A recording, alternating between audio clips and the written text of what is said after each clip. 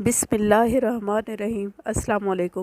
نور مقدم قتل کیس میں آج ذاکر جعفر اور عصمت آدم جی کی ضمانت کے لیے سماعت ہوئی ہے عدالت میں۔ آج کی سماعت کا آغاز ہی عدالت کی جانب سے برہمی سے ہوا۔ آج بہت ہی اہم سماعت تھی، بلکہ یوں کہہ لیجئے کہ اس کیس میں اب تک جتنی بھی سماعتیں ہوئی ہیں ان سماعتوں میں یہ سب سے اہم سماعت تھی۔ اس سماعت میں بہت بحث ہوئی ہے۔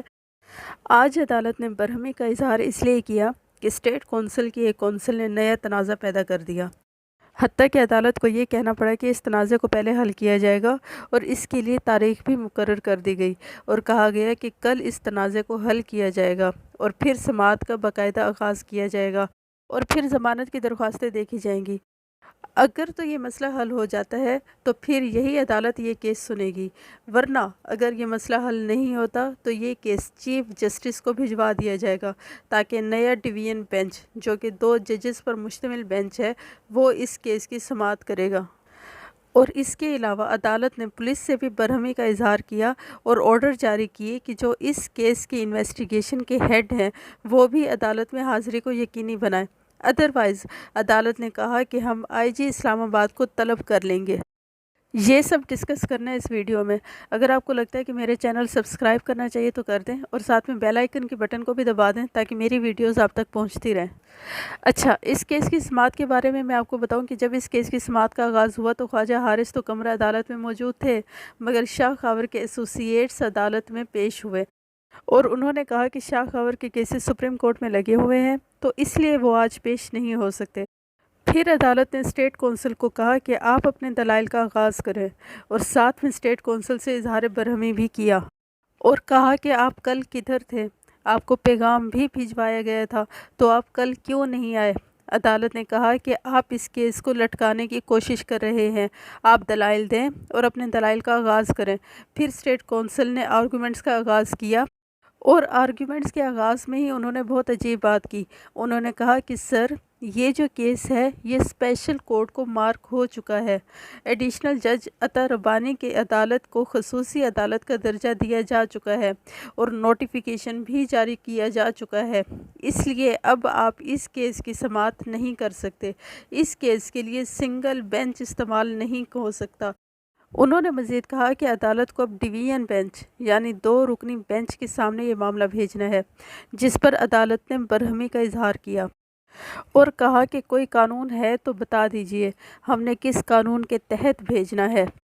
عدالت نے مزید کہا کہ مجھے ایسا لگ رہا ہے کہ آپ ایک طرف ٹلٹ ہو رہے ہیں، آپ آرگیومنٹس کریں، ضمانت اگر بنتی ہوئی تو ضمانت دیں گے اور اگر خارج کرنی ہوئی تو خارج کر دیں گے، آپ کو آرگیومنٹس کرنے میں کیا مسئلہ ہے۔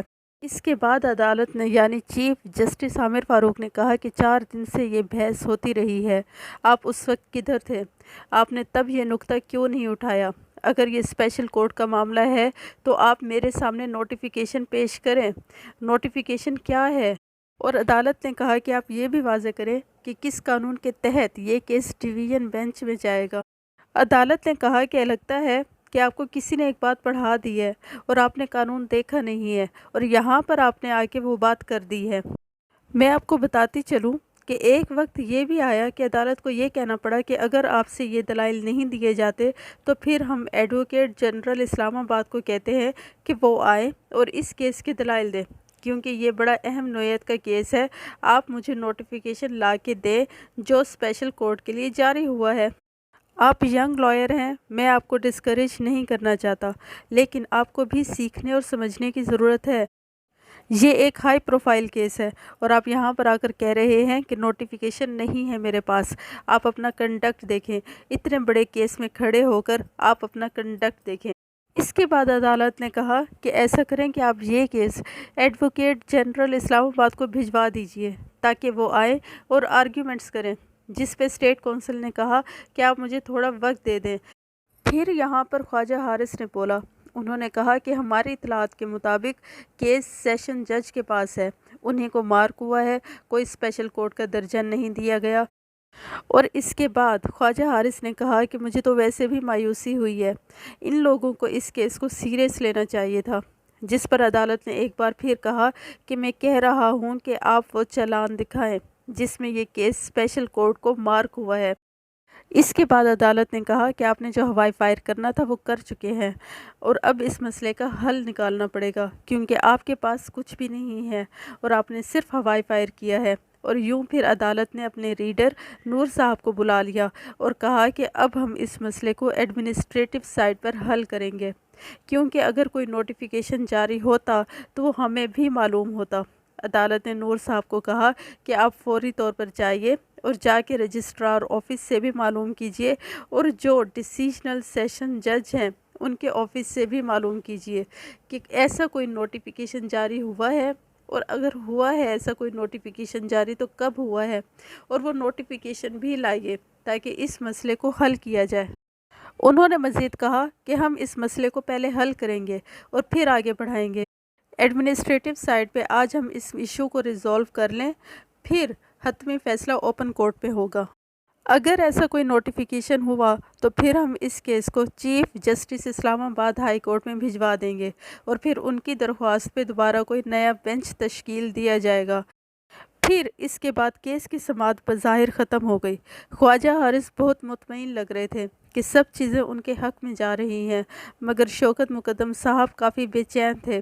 وہ اٹھے اور شاہ خاور ایڈوکیٹ کے جونیئر وکیل کو باہر لے کر گئے اور وہاں پر ان سے کچھ باتیں کی۔ ان کی کیا بات ہوئی یہ تو معلوم نہیں، مگر ان کی بے چینی بتا رہی تھی کہ وہ آج کی پروسیڈنگ سے مطمئن نہیں ہے۔ پھر جب بظاہر کیس کی سماعت ختم ہوئی تو باہر آ کر شاہ خاور کی جونیئر وکیل بھی حیران ہو کر کہہ رہے تھے کہ ہمیں بھی یہ پتہ نہیں ہے کہ یہ کیس اسپیشل کورٹ کے پاس چلا گیا ہے۔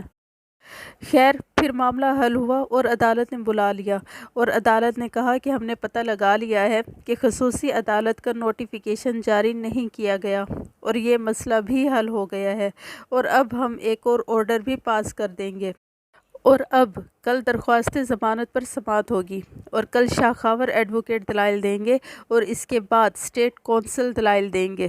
یہ تھا آج کی سماعت کا احوال۔ اب جانے سے پہلے ایک حدیث۔ ہمارے پیارے نبی صلی اللہ علیہ وآلہ وسلم نے فرمایا، ہر پیر اور جمعرات کو اعمال پیش کیے جاتے ہیں۔